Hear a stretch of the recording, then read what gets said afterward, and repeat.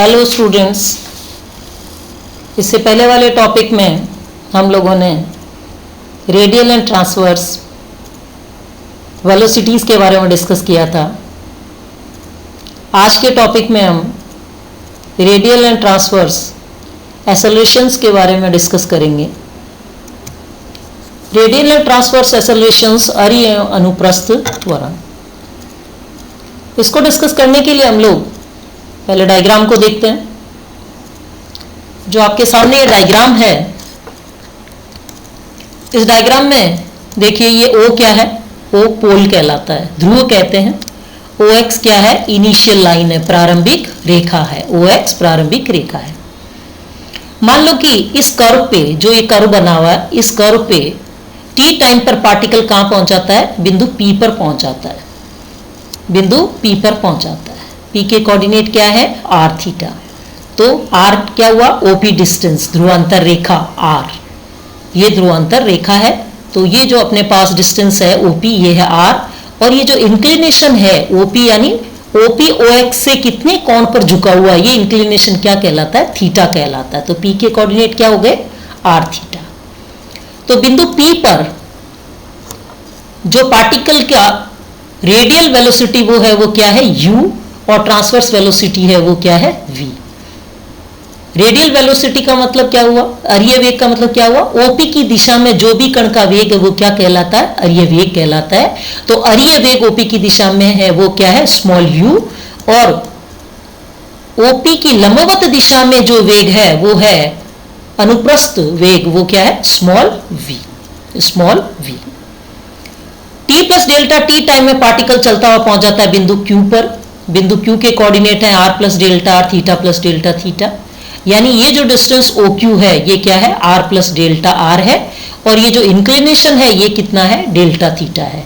तो जो initial line है उसे टोटल इंक्लिनेशन कितना बन जाएगा, थीटा प्लस डेल्टा थीटा बन जाएगा। तो Q के कोऑर्डिनेट क्या हो जाएंगे, r प्लस डेल्टा r और थीटा प्लस डेल्टा थीटा।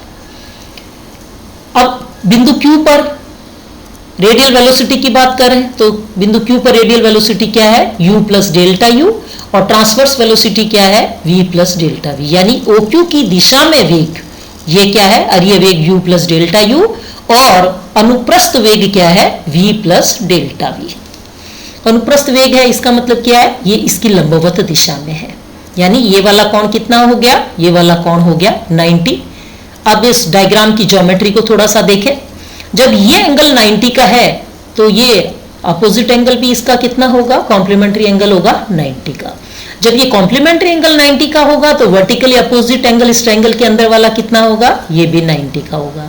जब ये 90 का होगा तो देखिए इस ट्रायंगल में, इस ट्रायंगल की बात करें OQ, और जो ये पॉइंट है इस पॉइंट पर पहुंचे तो ये ट्रायंगल बन गया है। इस ट्रायंगल में इंटीरियर एंगल ये वाला 90 है, ये वाला डेल्टा थीटा है। तो थर्ड एंगल, ट्रिग्नोमेट्री क्या कहती है, ज्योमेट्री क्या कहती है, ज्योमेट्री ये बोलती है कि किसी भी ट्रायंगल में तीनों जो एंगल होते हैं उनका सम कितना होता है, 180 होता है। तो थर्ड वाला एंगल कितना हो जाएगा, एक एंगल 90 है, एक डेल्टा थीटा है, तो थर्ड वाला एंगल हो जाएगा 90 माइनस डेल्टा थीटा।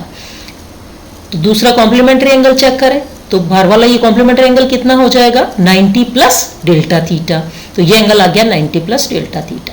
ये एंगल हमें क्यों चाहिए, ये एंगल हमें वेलोसिटीज को रिजॉल्व करने के लिए चाहिए, वेलोसिटीज के वियोजित भाग निकालने के लिए चाहिए। तो ये एंगल क्या आ गया अपने पास, ये एंगल आ गया ज्योमेट्री से, ये एंगल आ गया 90 प्लस डेल्टा थीटा।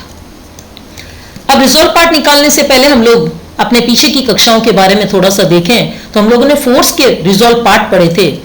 तो देख लीजिए ये एक OX एक्स एक्सिस है, OY क्या है, Y एक्सिस है, और ये जो F की लाइन है फोर्स की, ये एंगल कितना बना रही है, OX से थीटा एंगल बना रही है। तो जब ये एंगल टोटल 90 का, ये थीटा, तो ये बचा हुआ एंगल कितना हो गया, ये बचा हुआ एंगल हो गया 90 माइनस थीटा। तो फोर्स के रिजॉल्व पार्ट हमने क्या पढ़े थे, F cos थीटा। तो देखिए OX की दिशा में बल का वियोजित भाग क्या हो गया, F cos थीटा, और OY की दिशा में बल का वियोजित भाग हमने क्या पढ़ा था, F sin थीटा।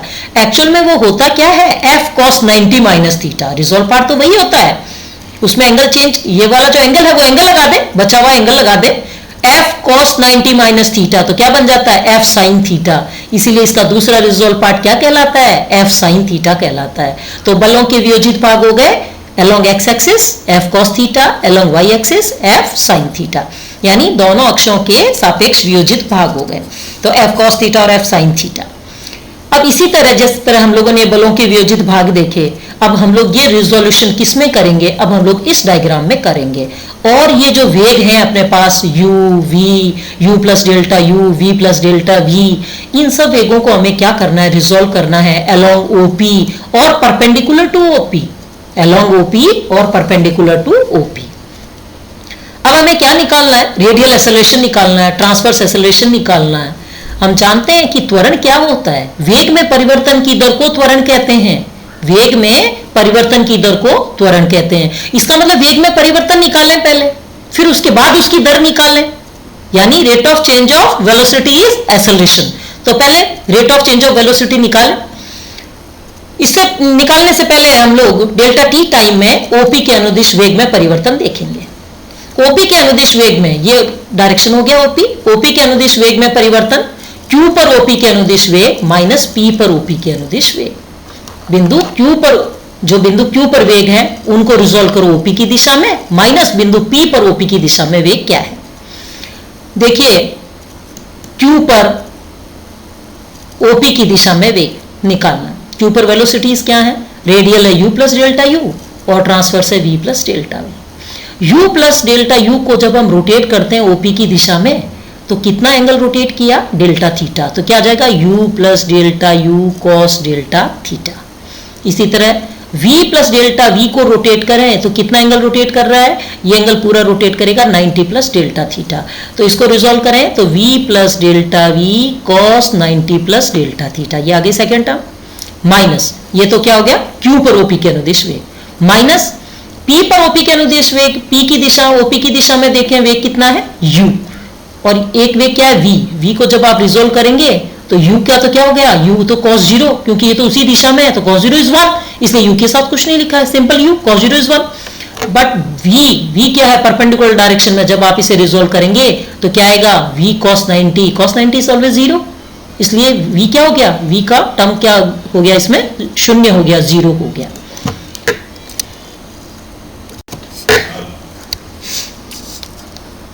उसके बाद हम चले इस टर्म में u plus delta u cos 90 plus delta theta क्या होता है, माइनस का साइन थीटा, सेकेंड क्वाड्रेंट में पहुंच गए ट्रिग्नोमेट्री के हिसाब से, तो माइनस का v plus delta v sign delta theta minus का u। cos डेल्टा थीटा को एक्सपेंड करें, साइन डेल्टा थीटा को एक्सपेंड करें तो देखो cos डेल्टा थीटा का फॉर्मूला क्या होता है, 1 माइनस डेल्टा थीटा का square upon factorial 2 plus delta theta की पावर 4 और फैक्टोरियल 4 एंड सो। इसी तरह साइन डेल्टा थीटा के टर्म को देखें तो फर्स्ट टर्म हो गई delta theta minus delta theta की पावर 3 और फैक्टोरियल 3 प्लस डेल्टा थीटा की पावर 5 और factorial 5 and so. Delta theta बहुत छोटा होने के कारण इसकी हाईएस्ट पावर को सेकंड और इससे जितनी भी बड़ी घातें हैं, 2 और इससे बड़ी घातें, उन सबको छोड़ देते हैं। तो इसका मतलब 2 और बड़ी घातों को छोड़ने पर ये टर्म छूट जाएगी, ये भी छूट जाएगी, इससे आगे आने वाली सारी छूट जाएंगी। इसी तरह साइन थीटा में भी फर्स्ट टर्म को छोड़ दें, वो तो उसकी तो पावर 1 है, बाकी पावर 3 भी छूट जाएगा, पावर 5 भी छोड़ देंगे, ये सारी बड़ी पावर्स को छोड़ दें। अब हम लोगों के पास ओपी की दिशा में वेग में परिवर्तन क्या आया, डेल्टा थीटा की हाईएस्ट पावर को छोड़ देने पर u प्लस डेल्टा u कोस डेल्टा थीटा में फर्स्ट टर्म क्या है 1, तो dot 1 minus v plus delta v sign delta theta में फर्स्ट टर्म क्या है डेल्टा थीटा, तो ये क्या आ गया डेल्टा थीटा और माइनस का u। अब हम लोग ब्रैकेट्स खोल लें, u plus delta u minus का v डेल्टा थीटा माइनस का delta v delta theta minus का u। अब डेल्टा थीटा छोटा था, डेल्टा थीटा से मल्टीप्लाई डेल्टा v हो गया, 2 छोटी टर्म्स मल्टीप्लाई होकर और छोटी हो गई, इनको भी फिर छोड़ दें, इस टर्म को फिर छोड़ दें, इस टर्म को फिर ओमिट कर दें, तो अपने पास टर्म u से u कैंसिल हो जाएगा, ये माइनस u और ये क्या है प्लस u, तो टर्म क्या आ गई डेल्टा u माइनस का v डेल्टा थीटा।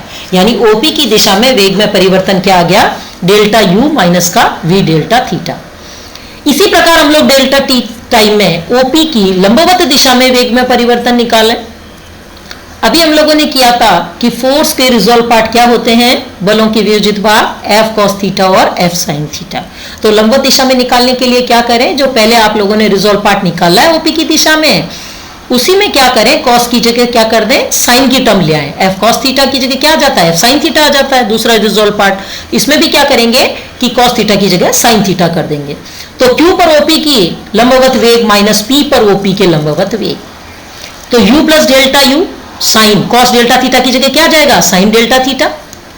इसी तरह plus V plus delta V, वहां क्या था, कॉस 90 प्लस डेल्टा थीटा की जगह क्या जाएगा, साइन 90 प्लस डेल्टा थीटा, और माइनस का V, क्योंकि इस बार U लंबवत हो गया तो U sine 0, sine 0 is 0, U की टर्म नहीं आएगी, माइनस का V। अब इसमें देखिए U plus delta U sine delta theta, sine 90 plus delta theta, trigonometry के अनुसार हम लोग सेकंड क्वाड्रेंट में चले तो क्या बन जाएगा, कॉस डेल्टा थीटा। ये कॉस डेल्टा थीटा आ गया माइनस का V। जैसे ऊपर हम लोगों ने अभी देखा था कॉस डेल्टा थीटा और साइन डेल्टा थीटा में डेल्टा थीटा छोटा होने के कारण इसकी हाईएस्ट पावर को छोड़ दें तो फर्स्ट टर्म क्या बनती है 1, कॉस डेल्टा थीटा की सीरीज में क्या बनती है 1, और साइन डेल्टा थीटा की सीरीज में क्या बनती है डेल्टा थीटा। ये टर्म वापस यहाँ पुट करें, साइन डेल्टा थीटा की जगह first term delta theta, cos delta theta की सीरीज का पुट कर दिया 1। अब ब्रैकेट्स को खोल दें, you delta theta, delta U delta theta, जो ये टर्म आ रही है सेकेंड वाली, ये बहुत छोटा होने के कारण इसको भी छोड़ दें।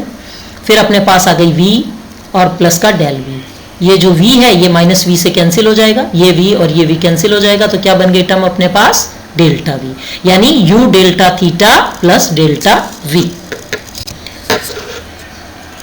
इसका मतलब हुआ कि अब हम लोग हमारे पास वेग में परिवर्तन आ गया, ओपी की दिशा में भी आ गया और ओपी की लंबवत दिशा में भी आ गया, और वेग में परिवर्तन की दर को ही तो त्वरण कहते हैं। अब हम त्वरण निकालें तो अरे त्वरण क्या होगा, radial acceleration limit delta t tends to 0, delta t समय में ओपी के अनुदिश वेग में परिवर्तन अपॉन डेल्टा t। तो ओपी की दिशा में वेग में परिवर्तन क्या था, del u minus v delta theta upon delta t। अब लिमिट को सेपरेट कर लें, limit delta t tends to 0 del u upon del t minus का limit delta t tends to 0 v delta theta upon delta t। Limit लें, partial किस में convert हो जाएगा, कंप्लीट में, तो du अपॉन dt। इसी तरह ये पार्शियल भी कंप्लीट में कन्वर्ट हो जाएगा, तो माइनस का v d theta over dt। अब u क्या है, रेडियल वेलोसिटी है, v क्या है, ट्रांसवर्स वेलोसिटी है। रेडियल वेलोसिटी अरीय वेग क्या होता है, dr अपॉन dt, और ट्रांसवर्स वेलोसिटी अनुप्रस्थ वेग क्या होता है, r d theta upon dt। इनकी वैल्यू पुट कर दें इस वाले इक्वेशन में, तो d अपॉन dt, u की जगह dr अपॉन dt, v की जगह r d theta upon dt, और एक d थीटा अपॉन dt अपने पास इसमें पहले से ही मौजूद है। तो फाइनली अपने पास रेडियल एक्सेलरेशन क्या बन गया, d2r ओ dt2 माइनस का r d theta over dt का होल स्क्वायर। ये दो टर्म है एक जैसी, d theta upon dt, d theta upon dt, तो ये क्या बन गया, इसका होल स्क्वायर बन गया। यहाँ हम लोगों ने क्या किया, d अपॉन dt इसको दोबारा डिफरेंशिएट करेंगे, dr अपॉन dt को तो क्या जाएगा, d2r अपॉन dt2, तो d2r ओवर dt2 माइनस का r d theta upon dt का होल स्क्वायर, या दूसरे शब्दों में बोले r डबल डॉट, क्यों, दो बार डिफरेंशिएशन हो गया ना d2r अपॉन dt2, तो r डबल डॉट माइनस का r थीटा डॉट का स्क्वायर, थीटा डॉट यानी फर्स्ट डिफरेंशियल किसका, थीटा का, तो r थीटा डॉट का स्क्वायर। इसी तरह अब हम लोग निकालें ट्रांसवर्स एक्सेलरेशन, अनुप्रस्थ त्वरण। तो अनुप्रस्थ त्वरण limit delta t tends to 0, delta t time में ओपी की लंबवत दिशा में वेग में परिवर्तन अपॉन डेल्टा t। अभी हम लोगों ने लंबवत दिशा में वेग में परिवर्तन देखा क्या था, u delta theta plus delta v upon delta t। फिर क्या करें कि लिमिट को सेपरेट कर लें दोनों टर्म पे, तो limit delta t tends to 0 u delta theta और delta t plus limit delta t tends to 0 del v upon del t। Limit लेने के बाद हमने देखा कि ये पार्शियल कंप्लीट में कन्वर्ट हो गया, u d थीटा और dt plus dv upon dt। वापस देखें रेडियल वेलोसिटी क्या होती है, u बराबर dr अपॉन dt, v बराबर क्या होता है, d theta upon dt। u और v की वापस वैल्यू पुट करें तो dr upon dt, d theta upon dt, d upon dt और v का मतलब r d theta upon dt। इसको डिफरेंशिएट कर लें दोनों टर्म को, एक बार r को कर लें एक बार थीटा को कर लें, तो अपने पास टर्म क्या बन गई, dr upon dt d theta upon dt plus dr upon dt d theta upon dt plus r theta को करेंगे तो d2 थीटा ओवर dt2। तो अनुप्रस्थ त्वरण क्या बन गया, अनुप्रस्थ त्वरण आ गया हमारे पास r d2 थीटा और dt2 plus 2 dr upon dt d theta upon dt, या r d2 theta upon dt2 का मतलब थीटा का डबल डिफरेंशिएशन, यानी r theta double dot plus 2 r dot और थीटा डॉट, ये दोनों का फर्स्ट डिफरेंशिएशन, तो r डॉट और थीटा डॉट। इसको हम लोग दूसरे शब्दों में इस फॉर्म में भी लिख सकते हैं, ये क्या है R theta dot plus 2 R dot theta dot को इस फॉर्म में लिख सकते हैं 1 upon are D upon D T R square D theta upon D T. इसे डिफरेंशिएट करेंगे तो वापस यही वाली टर्म आ जाती है। तो अनुप्रस्थ त्वरण फाइनली क्या हो गया, इसकी दो फॉर्म है, एक ये फॉर्म है और एक ये वाला फॉर्म है। दोनों फॉर्म में से जहां जो भी जरूरत हो अपने क्वेश्चंस के हिसाब से हम लोग इन दोनों में से जो जरूरत हो उसके हिसाब से इसको ऑपरेट करते हैं। अब आता है हमारे पास एंगुलर वेलोसिटी क्या होती है और एंगुलर एक्सेलरेशन क्या होता है, यानी कोणीय वेग और कोणीय त्वरण क्या होता है। कोणीय वेग किसे कहते हैं और कोणीय त्वरण किसे कहते हैं। मान लो कि एक बिंदु P का किसी दूसरे बिंदु O के सापेक्ष कोणीय वेग निकालना है, तो वो कोणीय वेग क्या होता है, रेखा OP द्वारा किसी स्थिर दिशा के साथ बनाए गए कोण में परिवर्तन की दर होता है कि आपने कोण कितना बनाया उसकी परिवर्तन की दर। मान लो कोण आपने थीटा बनाया तो परिवर्तन की दर क्या हो जाएगी D theta upon D t.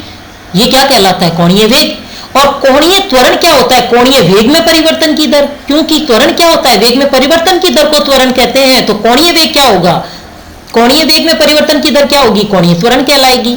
तो यदि आपका D theta upon D T कोणीय वेग है तो आपका कोणीय त्वरण क्या हो जाएगा D two theta over D T two, यानी उसका सेकेंड डिफरेंशिएशन, ये क्या हो जाएगा कोणीय त्वरण हो जाएगा।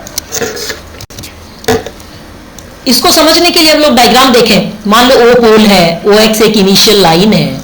इस कर्व पर मान लो कि बिंदु P के कोऑर्डिनेट टाइम t पर मान लो इस कर्व पे चलता हुआ यहां से चलना प्रारंभ किया पार्टिकल ने और t टाइम पश्चात वो कहां पहुंच गया, P पर पहुंच गया। P के कोऑर्डिनेट क्या है r थीटा। r थीटा का मतलब OP दूरी, ये जो दूरी है ये कितनी हो गई r और ये इंक्लिनेशन कितना हो गया थीटा। मान लो t plus delta T time में पार्टिकल P से चलता हुआ कहां पहुंच रहा है, Q पर पहुंच गया, ये Q पर आ गया। Q के कोऑर्डिनेट क्या है r प्लस डेल्टा आर और थीटा प्लस डेल्टा थीटा। तो OQ डिस्टेंस क्या हो गया r प्लस डेल्टा आर और ये इंक्लिनेशन टोटल कितना हो गया थीटा प्लस डेल्टा थीटा। इसका मतलब क्या हुआ कि ये जो रेखा OP है ये डेल्टा t समय में डेल्टा थीटा एंगल रोटेट करती है, इतना कोण घूमती है। इसका मतलब डेल्टा t टाइम में कोणीय विस्थापन कितना हो गया, डेल्टा थीटा हो गया। अतः इस बिंदु P का इस O के सापेक्ष कोणीय वेग एंगुलर वेलोसिटी क्या हो जाएगी, limit delta t tends to 0 delta theta और डेल्टा t यानी डी थीटा और डी टी, यानी फर्स्ट डिफरेंशिएशन थीटा का यानी थीटा डॉट, ये क्या कहलाती है एंगुलर वेलोसिटी कहलाती है। उसके बाद चलते हैं एंगुलर एक्सेलरेशन में। तो एंगुलर एक्सेलरेशन क्या होगा, इस वेलोसिटी को और डिफरेंशिएट कर दीजिए एक बार। Rate of change of angular velocity is angular acceleration. तो d upon D T d theta upon D t, तो क्या बन गया थीटा का डबल डॉट सेकेंड डिफरेंशिएशन। ये क्या कहलाता है, ये एंगुलर एक्सेलरेशन कहलाता है। अभी हम लोगों ने जो रेडियल वेलोसिटी और एक्सेलरेशन के बारे में डिस्कस किया, इसको एग्जाम्पल के द्वारा और क्लियर करते हैं कि इन फॉर्मूलों को हम लोग कैसे ऑपरेट करें किसी एग्जाम्पल में, किसी क्वेश्चन में। एक क्वेश्चन लेते हैं। मान लो कि किसी कण के एरिया और अनुप्रस्थ वेग हमें दिए हैं लैम्डा और म्यू थीटा, इसका पाथ निकालना हमें और अपने को ये प्रूव करना है कि ये तो इसका रेडियल एक्सेलरेशन होगा और ये इसका ट्रांसवर्स एक्सेलरेशन होगा, ये अरीय त्वरण होगा और ये इसका अनुप्रस्थ त्वरण, ये हमें निकालना है। तो अरीय वेग क्या दिया है D are upon D T बराबर लैम्डा और अनुप्रस्थ वेग क्या दिया R D theta upon D T equal to mu theta. किसी भी पार्टिकल का पाथ निकालने के लिए हम लोगों को क्या करना होता है, आर और थीटा में एक रिलेशन देखना होता है। और ये रिलेशन देखने के लिए हम लोग क्या करें, अरीय वेग में अनुप्रस्थ वेग का भाग लगा दें, यानी समीकरण नंबर 1 में 2 का भाग लगाते हैं। तो d are upon D t upon R D theta upon D t, तो lambda r upon mu theta. अब क्या करें कि वेरिएबल सेपरेट करें, डी आर के साथ आर की टर्म लाएं इंटीग्रेट करने के लिए और डी थीटा के साथ थीटा की टर्म लाएं, वेरिएबल सेपरेट हो गए।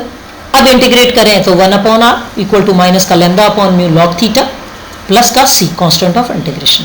ये क्या कहलाता है, ये कण के पाथ का इक्वेशन कहलाता है, ये कण के पाथ की इक्वेशन है। अब सेकंड पार्ट में उसने क्या पूछा है, इसमें पूछा है अरीय त्वरण क्या होता है। ये तो पाथ का इक्वेशन आया, अरीय त्वरण निकालने के लिए हम लोग जो अपना अरीय वेग है इसे दोबारा डिफरेंशिएट करें with respect to T both side.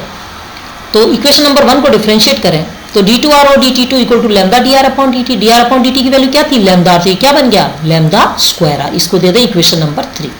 तो फर्स्ट इक्वेशन अपनी क्या है, रेडियल वेलोसिटी, सेकंड क्या है, ट्रांसवर्स वेलोसिटी, और थर्ड इक्वेशन में किसकी वैल्यू निकाली आपने, D two R over D T two की।